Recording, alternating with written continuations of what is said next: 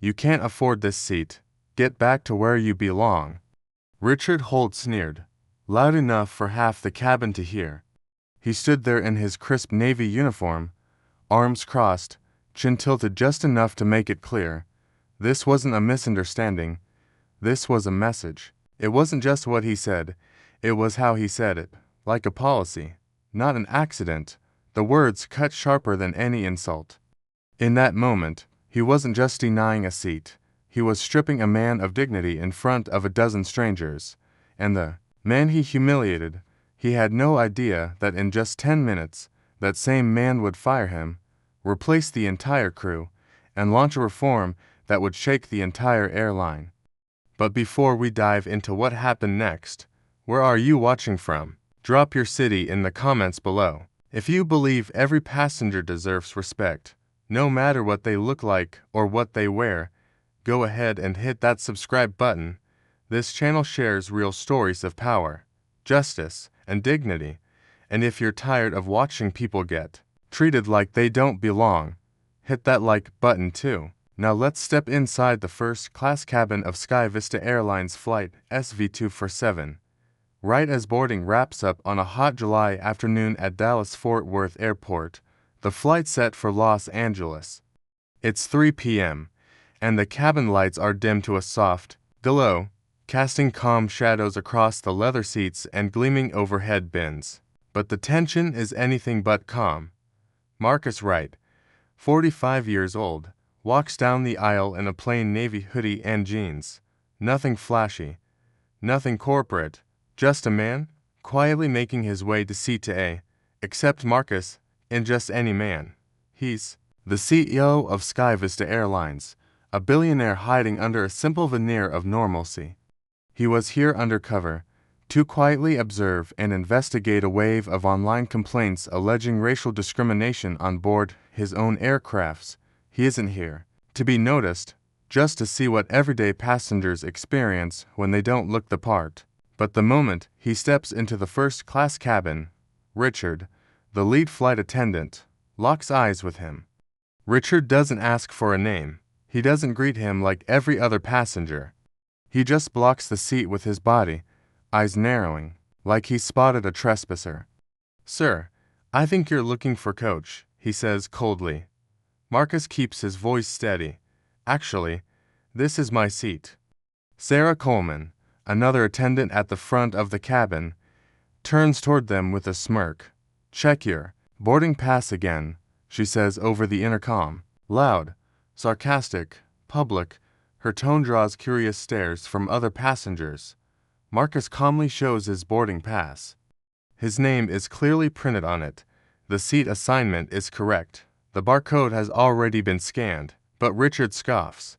"This isn't valid," he snaps. "This looks off. Where'd you get it?" His words linger in the air like smoke. Flight attendant Daniel Kim walks over, snatches the pass from Marcus' hand without permission, and squints at it like it's counterfeit. "You must have found this somewhere," Daniel says with a mocking grin. "Or stole it. It's not just disbelief. It's an accusation. And for Marcus, this isn't new. At 27, he was denied a seat in first class simply because he was wearing jeans and sneakers. The attendant that day looked right past his first-class ticket and told him the front cabin was full. It wasn't. That humiliation never left him. It burned. It drove him. It's part of why he built SkyVista with his own money. To prove there's a place where people like him do belong. But right now, none of that matters, because here he is again, being judged not for who he is, but for how he looks. From row 3, a passenger named Mia Chen watches with disbelief. She's a travel vlogger, always streaming, quietly. She lifts her phone and starts recording. She posts the clip to X with the caption, "Racism on SkyVista Airlines." Next to her, Ethan Brooks, a software engineer from Austin, pulls out his phone and posts to Reddit, "Passenger in first class being humiliated for being black and wearing a hoodie. No hashtags, no filters, just truth." Carla Mendoza, a junior flight attendant standing by the galley, watches everything unfold. She's visibly uncomfortable. That's enough, she says, her voice soft but firm. He showed you his pass. Richard cuts her off. Carla, stay out of it. But Carla doesn't move. She glances at Marcus, then at the growing number of passengers who now have their phones out or are simply staring, appalled. This is wrong, she mutters under her breath. The cabin is tense. Marcus's hands are steady, but his voice is tight with restrained fury. You're making a mistake, he tells Richard. You'll regret this. Richard steps closer, ignoring him completely. You're holding up boarding. Either prove you bought this seat or step out. At this point, Marcus calmly takes out a sleek satellite phone from his jacket pocket.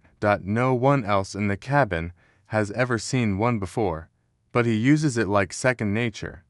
He dials, Jada, activate the internal system, he says.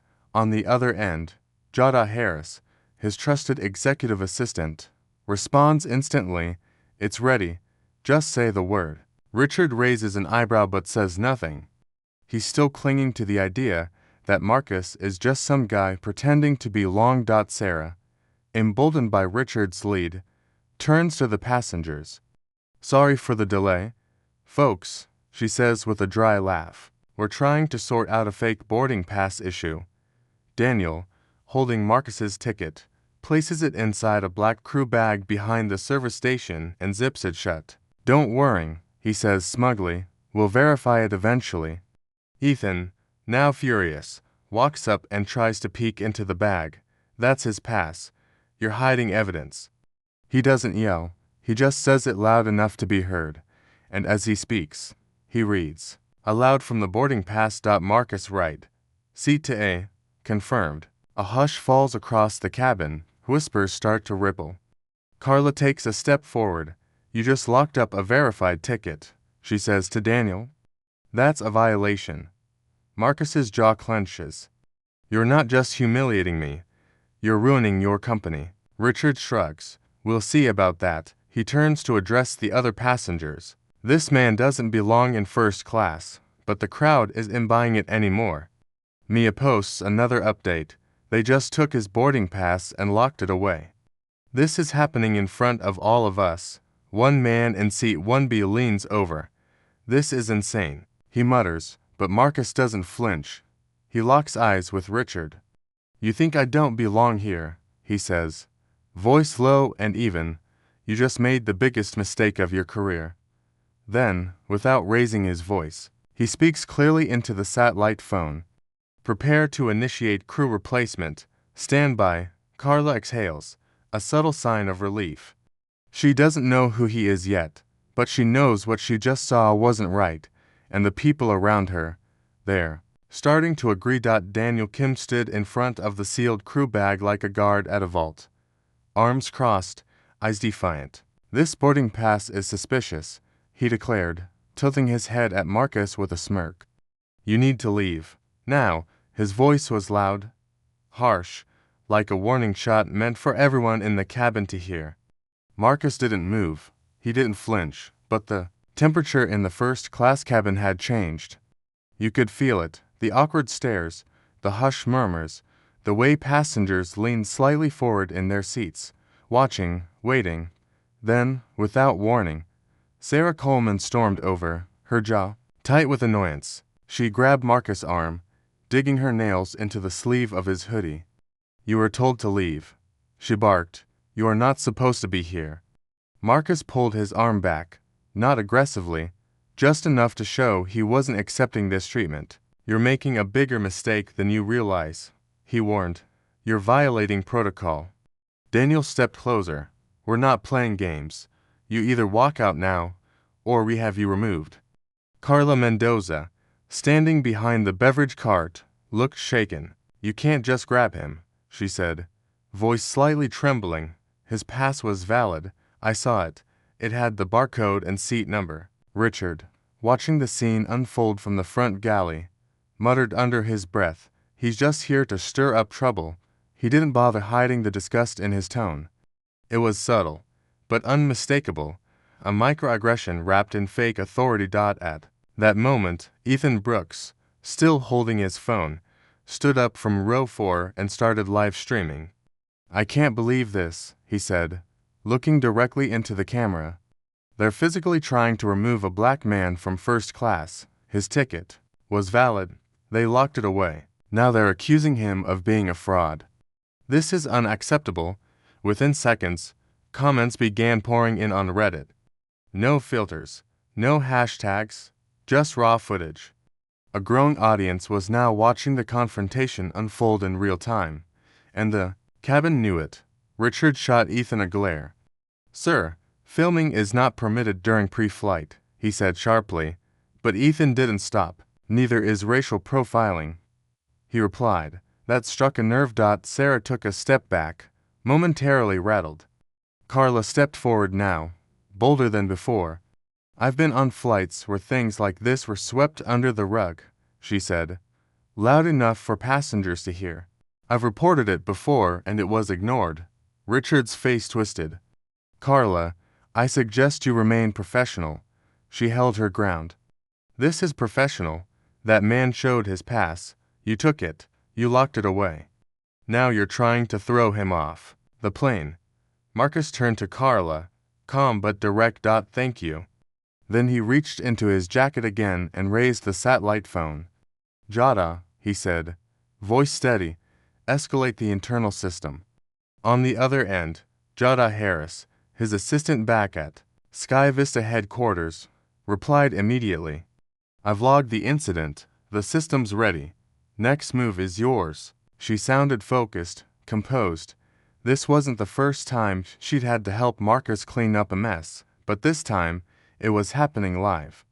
Back in the cabin, Richard walked toward the sealed bag, leaned down, and zipped it slightly to check the contents. Then he zipped it shut again and turned around. "You're holding up a full cabin of paying customers," he said. "You can't buy a seat just because you found someone else's boarding pass on the ground." The line was intentional, designed to paint Marcus as a scammer, a thief, someone who didn't belong. The crowd stirred. Mia Chen stood up from her seat again. "That's enough," she shouted. "I posted your first interaction on X. People are already reacting. This is wrong." Several passengers nodded, murmuring their agreement. Ethan added, "We saw him with the boarding pass." "You took it. You're lying to everyone here." Richard glared. "Passengers don't run the cabin." Marcus stepped forward, not aggressively, but with quiet command. "Neither do racists." The room froze. You could hear the buzz of the air vents, the clink of a bottle in the galley, the hush of breath being held. Daniel shook his head, trying to hold his ground. "We're following airline procedure." Carla laughed dryly. "No, you're not. You're improvising. Your own rules. And we all know why." For a second, it looked like Richard was going to explode. Instead, he turned and whispered something to Sarah, who immediately turned her back to Marcus and began whispering to another crew member across the galley. They were plotting, not thinking, plotting, trying to figure out how to paint Marcus as a threat, a disruptor, a liability, because if they could do that, they could remove him, frame the story their way. Just like Marcus had seen before, he remembered being 18 years old, standing at a crowded airport terminal in Atlanta, wearing hand-me-down clothes, and being mocked by gate agents who thought he'd wandered into the wrong area. They told him he was lost. He wasn't, but that memory had shaped him, hardened him, taught him to stay calm, even when humiliated. Back in the cabin, Richard raised his voice. "This man is impersonating a first-class passenger. For the safety and comfort of our guests, he will be removed." A few gasps echoed, but then Carla did something no one expected. She stepped directly between Richard and Marcus. "No, he won't," she said. "I've had enough of watching people like you do this." Richard narrowed his eyes. "You're siding with him." Carla didn't blink. "I'm siding with the truth." More passengers murmured in agreement. One man in seat 3D stood up and said, "If you put hands on him again, we'll call it in ourselves." Marcus took a deep breath. The cabin was turning. The tide was shifting. For once, it wasn't silence. It was pushback. You said I didn't belong. Marcus said to Richard, locking eyes. You're about to find out just how wrong you were. His voice wasn't loud, but it didn't need to be. Everyone heard it in that moment. The first class cabin of Sky Vista Airlines Flight SV247 had stopped being a luxury space and had become a courtroom. Truth was on trial, and justice, it was coming. If you were in that cabin, would you have spoken up? Would you have stood beside Marcus or stayed silent? Tell us in the comments, because this isn't just a story. It's a mirror. Get him out of my cabin. Now, Richard's voice cracked like a whip across the rows of first-class leather seats. Sharp and public. He wasn't hiding anymore. There was no subtlety left in him, just fury, ego, and the kind of entitlement that had finally boiled over. He stood near the front galley, eyes narrowed, jaw clenched, chest puffed like a man trying to hold onto control that was already slipping through his fingers. Sarah Coleman stormed back up the aisle, face red with frustration, and shoved Marcus's shoulder hard enough that it forced a step back. He's a fraud, she shouted. He doesn't belong here. Passengers gasped, several now standing, wide-eyed as the energy in the cabin turned electric. We don't need an incident on this flight, Daniel Kim shouted, grabbing the intercom handset with a shaky hand and announcing over the speakers, "Attention, passengers, we have a security concern. Please remain seated." But instead of calming the cabin, his words poured fuel on a fire. Security concern. A woman en route to be scoffed. The only threat here is your behavior. Daniel, eyes darting nervously, hung up the intercom and muttered, "He doesn't fit here. He's not one of us." That phrase, "not one of us," hung in the air like smoke, thick and ugly. Marcus didn't move. He stood there steady, calm in posture, but boiling inside. This wasn't new. At 32, flying home from a tech conference in San Francisco, he'd been stopped mid-aisle by a gate agent demanding to see his boarding pass again, because first class looked a fool and, in their words, "We've had fraud before." That humiliation had clung to him for years, but now it was unfolding again, only this time on his airline, in front of cameras, in front of witnesses, and he wasn't going to walk away quietly. Mia Chen, camera still rolling, posted a second clip to Reddit. They just pushed him. Intercom used to smear him. This is real. The post went up in seconds, and you could almost feel the weight of it land in the room. People shifted. Some glanced at their phones. Others simply stared at the crew like they were watching a car crash in slow motion. "Enough," Marcus finally said, his voice firm and clear, cutting through the chaos like a blade. "You've embarrassed yourselves, not me." Carla Mendoza, who'd been watching from near the lavatory, stepped forward again, her voice steadier now. "He's a VIP, a verified passenger. You're the ones violating protocol." Sarah whipped around. "You don't speak for the cabin. I speak for what's right." Carla shot back. "And this is wrong." Richard tried to brush past her, but passengers started standing. First one, then another, then for more. A man in seat 1D stepped into the aisle, arms crossed. "You're not laying another hand on him." Sarah froze. "Sir, sit down." "No." The man replied flatly, "Not until this stops." Daniel tried to speak, but Mia interrupted from her seat. "You're on camera," she said, holding up her phone. "Everyone's seeing this." Richard, clearly shaken now, leaned into Sarah's ear and whispered something. No one heard the words, but it was clear they were plotting something, anything, to regain control. Carla turned to Marcus, voice low but urgent. "Do it. Say what you need to say. They don't know who you are." Marcus looked her in the eye. "Not yet," he said quietly, but he didn't reveal himself. "Not yet. This had to play out the right way." "Give me back my boarding pass," Marcus said to Daniel. Now, Daniel's smirk faltered. "It's being verified." "You locked it in a crew bag. For protocol, you mean for control." Marcus snapped back. The silence that followed was louder than shouting. Ethan Brooks, still live streaming from his seat, said aloud, "He showed it. We saw it. They stole it. This is what bias looks like when no one's watching. Except now. We are." Richard pointed at him. "Turn that off. You wish," Ethan muttered, holding steady. Then out of nowhere, a large twist landed like a thunderclap. Carla stepped between Marcus and the crew, turning to face the cabin. "I filed to bias reports this year," she said loudly. Both ignored, both dismissed by Richard. He said it was subjective, said it wasn't our place to interfere. Richard's eyes went wide. "That's a lie. I documented both cases," she continued, "and I wasn't the only one. The company buried them. I still have the emails." Now murmurs turned to words. "I knew it." One woman said from the window seat in Row 1A, "I've seen it before on flights. I heard it from friends." Someone else added, "They've had complaints for years." The temperature in the cabin dropped 10 degrees. Marcus looked Richard in the eye. "Your time's up. You have no authority here," Richard yelled. "Don't I?" Marcus replied, his voice quiet but deadly. "You really think I'm just some guy with a hoodie and a ticket?" Richard faltered, but still refused to connect the dots. "You don't get to talk to me like that." "No," Marcus said, stepping forward slowly. "Then let me make this easy for you. I'm the reason you have a job. Or had one." Gasps. Carla's eyes widened. Sarah backed away like she'd just seen a ghost.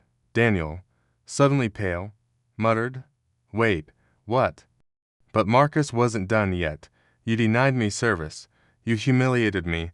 You tried to remove me. You framed me. And now you're going to answer for it. Not just to me, to everyone here, and everyone watching." The cabin shifted again. Respect returned to the room, not just for who Marcus was, but for the way he carried himself, even when being torn down in front of strangers. Carla turned to Richard. "You need to stop now." But Richard didn't. He stepped toward Marcus, trembling with a mix of arrogance and panic. "This isn't over." "You're right," Marcus said, raising the satellite phone again, "because now it's my turn." And with that, he began dialing the final call. Passengers leaned in, watching like it was the final scene in a movie. But it wasn't fiction.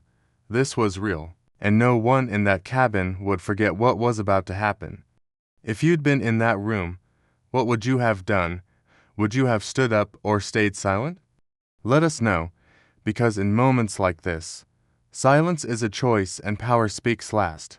Sarah's voice cracked as she raised it again. "He's obstructing the cabin. Move him." Her hand shoved at Marcus's arm one more time, this time harder, more desperate, like if she just pushed hard enough, this whole nightmare would somehow go away. But it didn't. It only exploded the moment her hand touched him. To passengers from Row 1 stood up, an older black man in a tan blazer and a white woman with silver hair and fire in her eyes. "Stop right there," the woman barked, stepping in between Sarah and Marcus like a wall of granite. "Touch him again and I'll sue this airline. Myself." Carla Mendoza's eyes lit with relief, then purpose. She moved beside Marcus, standing shoulder to shoulder with the passengers, now creating a human barrier in the aisle. "He has every right to be here," Carla said firmly, her voice louder now, clearer. "You're the ones violating policy, not him." A third passenger, a middle-aged Latino man with a Southwest keychain clipped to his belt, stood up behind them. "I work ground crew," he said loudly. "And this is discrimination? Period." Richard's mouth opened like he wanted to argue, but nothing came out, because the cabin wasn't just watching anymore, it was turning, and the tide had flipped. A dozen passengers now stood between Marcus and the crew, forming a human wall, their faces set, their eyes locked on Richard, Sarah, and Daniel. The humiliation that had been aimed at Marcus was now being deflected and multiplied, right back at the ones who had caused it. Marcus didn't flinch. He didn't say a word. His presence, Alone was louder than anything else in the room. Sarah stumbled back, the first sign of fear flashing in her eyes. This is a security threat, she insisted, voice cracking again. These passengers are interfering with crew duties. Carla shook her head slowly. No, Sarah, you're interfering with your own dignity. That line hit like a punch. Even a few seated passengers gasped. At that exact moment, the satellite phone in Marcus's hand lit up. He lifted it to his ear. David, he said, we're at critical escalation. I need full internal authority. I'm replacing the crew. On the other end, David Lawson, Sky Vista's board member, replied without hesitation. Authorization granted. Do what you have to do? Corporate is watching. Back in the cabin, Richard laughed nervously, trying to recover some shred of control. You can't fire me, he said, shaking his head. This isn't some fantasy. But even he didn't believe it anymore. You could see the doubt flickering in his eyes. Ethan Brooks stepped into the aisle beside Mia, phone still filming. Live stream still rolling. We've got hundreds watching now, he said. And they're not buying your excuses, Mia, with calm fury in her voice, added. Every second of this is being archived. Even if you try to delete it, it's already out there. People are tagging journalists. You better think twice. Sarah turned to Richard, suddenly pale. They're going to report this, Richard hissed. Keep your voice down. But it was too late. The damage wasn't just done, it was evolving. Jada's voice came over the satellite phone next, clear and cool. Marcus, internal crew override is active. Just give the word. And then, for the first time since boarding, Marcus spoke with full authority, not as a man in a hoodie, but as the man behind the airline's entire future. Replace the lead flight crew immediately. Richard Holt, Sarah Coleman, Daniel Kim, you're officially relieved of duty. Do not address passengers, do not touch any of them, and do not say another word. The reaction in the cabin was electric. People clapped. Someone let out a yes, and another shouted, "It's about time." But Marcus wasn't finished. Carla Mendoza will serve as interim lead for the remainder of this flight. You'll receive confirmation from HQ in 5 minutes. Carla's face went white, then flushed with stunned pride. Yes, sir, she said quietly. Sarah opened her mouth again, but this time passengers shouted her down. Enough. Sit down. Shame on you. One man near the emergency exit barked, You think we're all blind? You didn't even ask his name? The noise was rising, tension mixing with justice in a way that didn't feel chaotic. It felt clarifying, like the moment a fog finally lifts and people see everything clearly. Daniel tried one more time to explain. We thought he was impersonating. You thought wrong. Marcus cut in sharply, and you'll answer for it. Suddenly, Sarah's shoulders slumped, her voice dropped to a whisper. He told us to watch certain passengers, said some travelers didn't look the part. Richard turned to her, furious. Shut up, Sarah. But it was too late. The words were out, and the confession, whether born of guilt or fear, was now real. You gave instructions? Carla asked, eyes wide. To profile people. Richard looked cornered, flustered, undone. That's not what I meant, but that's what you did, Marcus said calmly. And it's going to end today. Jada single quotes S voice chimed back and through the phone. New crew en route to the gate. Internal report submitted. Marcus, media inquiries are pouring in. Let them, Marcus said. Then he turned to the passengers and raised his voice, not in anger, but in solidarity. To everyone who stood up, thank you. To those who stayed silent, it's not too late to speak. But to the crew who tried to humiliate me today, you didn't just cross a line, you burned the bridge. And just like that, the crisis shifted into something else entirely, a reckoning. Marcus took one breath, measured, calm, and then stepped into the aisle, no longer blending in, no longer observing. His voice didn't rise, but it filled the cabin, like a bell ringing in a quiet church. My name, he said slowly, is Marcus Wright.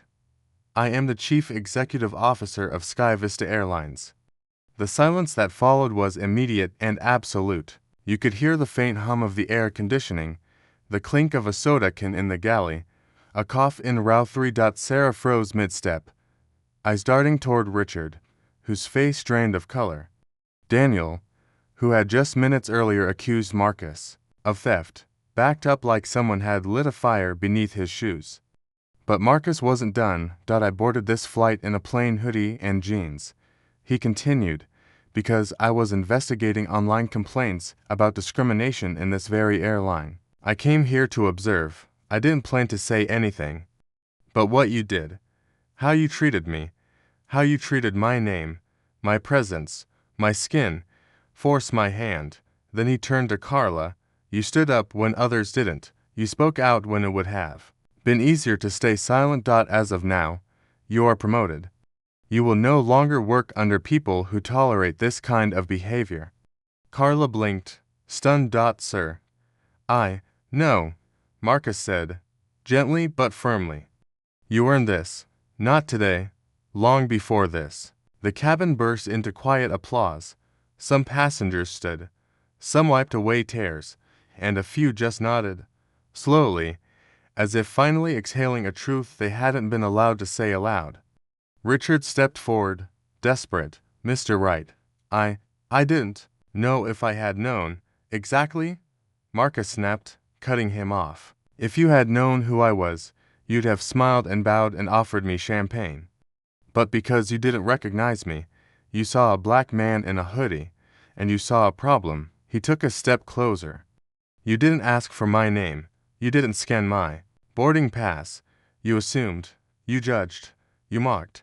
And when you realized you might be wrong, you tried to cover it up. Locked my pass in a crew bag. Lied to your passengers. Tried to remove me from a seat I paid for. And now you're sorry. Richard opened his mouth again, but the words wouldn't come. Behind him, Sarah slumped into her jump seat, face pale, breathing shallow. I didn't want to, she whispered. Richard told us to monitor certain passengers. He said they were high risk. He said we'd had issues before with what? Marcus asked, turning to her. People who don't look like they belong. Sarah nodded slowly. He said, we should be proactive. He said if we see someone suspicious, even if they have a ticket, we should verify. Carla stepped forward. That's not proactive. That's profiling. Daniel, at this point, looked visibly sick. I didn't know you were the CEO, he muttered, eyes on the floor. That's not the point, Marcus said. The point is, who else have you done this to? Who didn't have a camera? Who didn't have passengers standing up for them? How many people left this airline feeling small, unheard, erased? Jada's voice came through the satellite phone once more. Marcus, the internal crew replacement is complete. HQ has locked out Richard, Sarah, and Daniel from active flight systems. HR has been notified. Carla is now lead. Replacement crew arriving at gate in 10. Thank you, Marcus replied. Then, to the entire cabin. The crew who participated in or enabled this behavior is officially removed. They will not continue this flight. And Daniel, Marcus turned, his tone shifting cold. You are permanently banned from future Sky Vista employment. Your conduct today violated both ethical and federal standards. Daniel dropped his gaze, unable to respond. The passengers, still stunned, started whispering, then clapping again. Mia whispered to Ethan, this is going to be everywhere by tonight. Ethan nodded. It already is, but Marcus wasn't finished. There's more, he said, stepping back into the aisle. This wasn't an isolated event. There have been dozens of complaints over the past 2 years, ignored, dismissed, swept under the rug. That ends now, effective immediately. Sky Vista will undergo a full internal audit of all bias-related complaints. All historical flight incident reports will be reviewed. We will launch a third-party oversight team to track accountability. No more secrecy. No more tolerance for the quiet kind of hate that hides behind policy. Carla looked up, tears quietly gathering in her eyes. "Thank you," she whispered, "for not staying quiet." Marcus nodded. "I stayed quiet for too long. I built this airline to serve everyone, not just those who look like they belong in a catalog." A hush fell again, a kind of reverence. This wasn't just a reprimand, it was a reckoning. And then, the twist that left the cabin breathless. Sarah stood again, slowly, shaking. "There's something else," she said.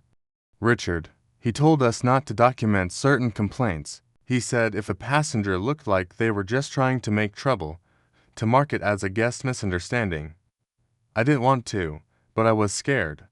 I needed the job, and now you've lost it," Marcus said flatly, "because silence is a choice, and you chose the wrong side." She sat down again, tears on her cheeks.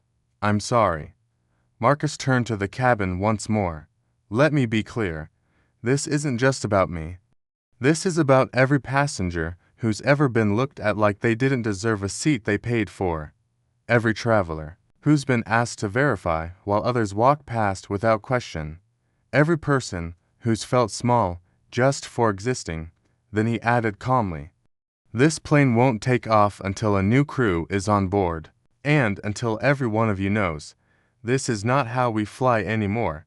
The passengers broke into full applause now, clapping not just for Marcus, but for what he stood for. A woman in the back wiped away tears. A man near the front mouthed the words, "Thank you," and Carla, she stood just behind Marcus now, not just as a flight attendant, but as a leader. She had spoken up, she had stood tall, and now she was being lifted with him. The energy inside the first-class cabin had shifted from outrage to something quieter, more powerful, resolve. Marcus stood near the galley, no longer a silent observer, but a man setting the course of a company midair. His voice remained steady, unwavering. As he spoke into the satellite phone, "Jada, proceed with system-wide implementation. Notify the operations team and communications division. Full reform is going live today." On the other end, Jada's response was crisp. "Copy that. Internal memos being drafted now. We'll push it through the company's comms before wheels up." Just like that, what had started as a personal investigation transformed into company-wide reform. No theatrics, no PR spin, just action. Carla stood near the jump seat, her uniform still slightly wrinkled from the scuffle, her posture tall with purpose. She wasn't just filling in anymore, she was leading. Passengers began to settle, a few still whispering to each other in disbelief as the replacement crew prepped at the gate outside. And then the words came, words that changed everything. "Marcus," Jada said cautiously over the phone, "I need to flag something. We pulled archived reports from the last 18 months. There's a pattern." Marcus narrowed his eyes. What kind of pattern? Multiple bias complaints from different flights, different cities, same internal response code. No action taken. Guest misunderstanding. Same phrasing. Same flag. And this is where it gets serious. Same override authorization. All linked to one regional operations manager. Marcus paused, the pieces snapping into place. Name. Jada didn't hesitate. James Petrov. He oversees flight operations for the entire Southern Division. All complaints filtered through his office were either downgraded or dismissed, including yours, that hit like a brick. Marcus had suspected there were systemic issues, but this was confirmation that discrimination wasn't just tolerated at the front line, it was quietly being sanctioned from within. "Get me his file. I want every communication he sent in the last year. Escalate it to David. I want him looped in now." "Already sent," Jada said. "And Marcus, I think we're looking at a cover-up." A silence stretched between them. Not the kind born of uncertainty, but of calculation. Marcus turned back toward the cabin. Some passengers were watching him closely, sensing the shift, sensing that something deeper had just been uncovered. He stepped forward. "To everyone here, thank you for your patience. There's something you need to know." The murmurs quieted. Phones lifted again. "The behavior you witnessed today wasn't a one-time mistake. It wasn't just poor training or personal bias. It was part of a larger pattern, quietly supported by management within this company. Complaints were intentionally buried, responses were falsified. The people responsible are being investigated as of now. Richard, still seated near the rear jump seat in silence, looked up, eyes wide. He hadn't known that part. Not even he had realized how far this ran. The person who approved those denials, Marcus continued. He answers to me. And by the end of today, he'll no longer be employed by SkyVista Airlines. A light wave of applause followed, not loud, but steady, respectful, earned. Carla turned toward Marcus, a flicker of disbelief on her face. You're actually cleaning house, she whispered, not just talking about it. I didn't build this airline to carry people, he said. I built it to carry trust, and we lost it. Now we fix it. At that moment, the replacement crew entered the cabin quietly. A new lead flight attendant, wide-eyed but composed, approached Marcus. We're briefed, sir. We'll follow your lead. You'll follow hers, Marcus said, pointing to Carla. She's acting lead for the remainder of this flight. The attendant nodded, instantly deferring to Carla. The promotion was no longer symbolic, it was functional. Carla glanced around, then gave her first order as lead. Begin passenger refreshment service. First rounds complimentary, courtesy of SkyVista. That drew a small laugh from a few passengers, breaking the tension just enough. The storm had passed, but the skies weren't clear yet. David Lawson's voice chimed in on the satellite line. Marcus, I've seen the files. It's worse than we thought. Internal review confirms Petrov downgraded over 70% of passenger complaints flagged for racial bias. His internal memos suggest it was part of an informal culture. Keep flights moving, avoid headlines, brush off noise. That noise, Marcus said, was people's dignity being trampled. Exactly, David replied. We'll need a full board vote to terminate Petrov's executive contract, but I doubt there will be any objections. Marcus turned his gaze toward the window, watching a baggage cart roll across the tarmac. No delays, he said. Finish it today. It's already in motion. When Marcus faced the cabin again, he looked not just like a CEO, but like a man reclaiming the soul of his company. SkyVista will change, he said.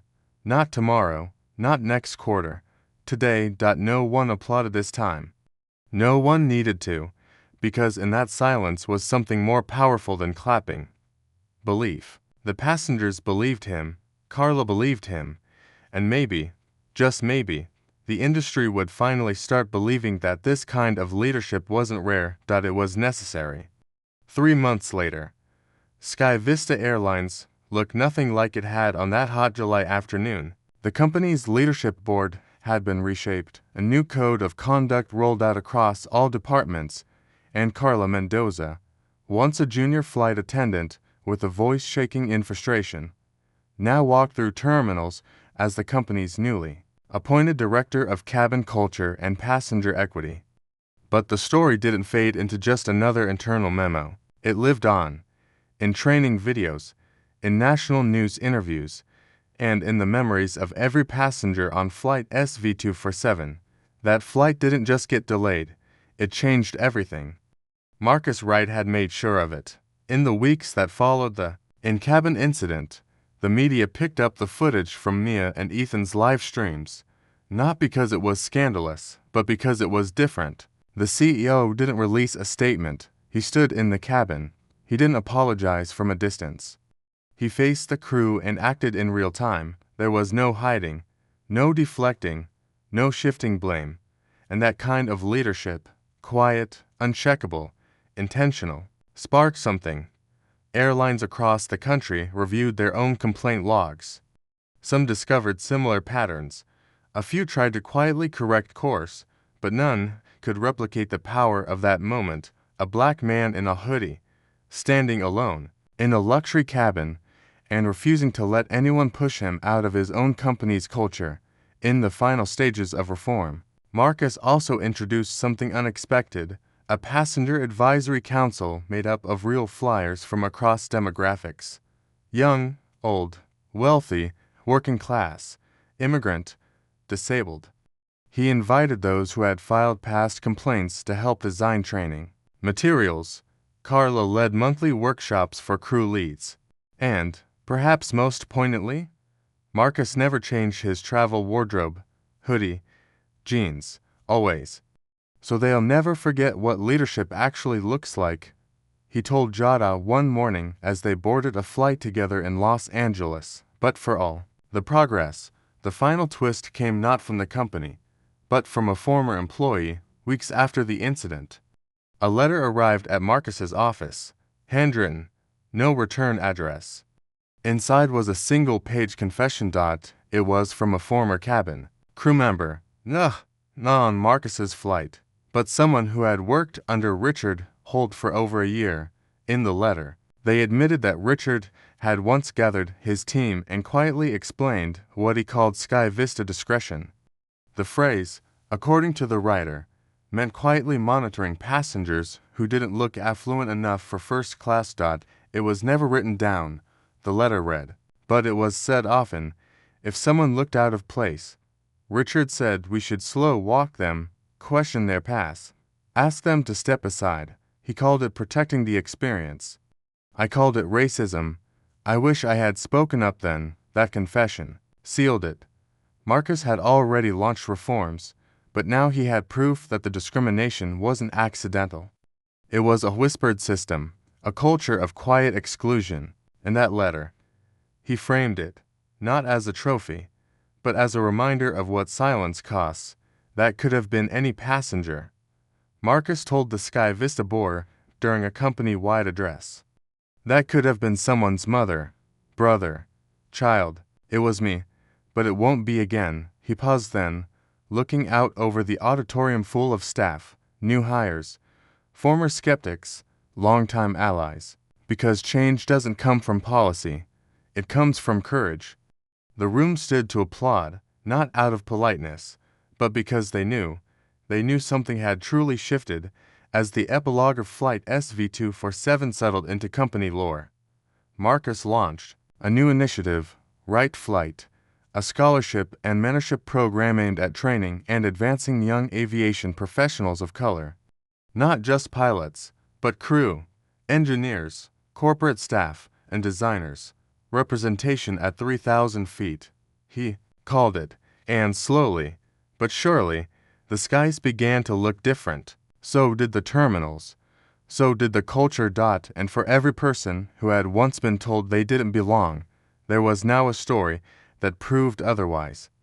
If you've ever felt judged, dismissed, or excluded just because of how you look, this story is yours too. And if you ever find yourself in a moment where doing nothing feels safer, remember this: silence protects comfort, but courage creates change. Marcus Wright didn't raise his voice, he raised the stakes.